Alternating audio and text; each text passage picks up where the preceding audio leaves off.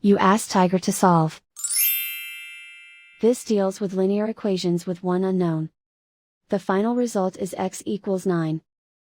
Let's solve it step by step. Isolate the x. Multiply both sides by x negative 1. Expand the parentheses.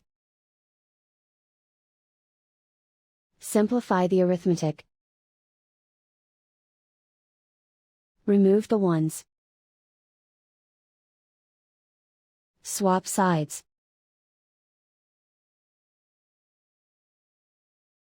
Group all constants on the right side of the equation.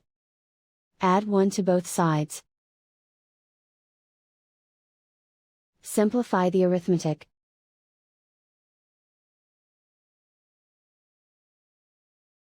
And so the final result is x equals 9.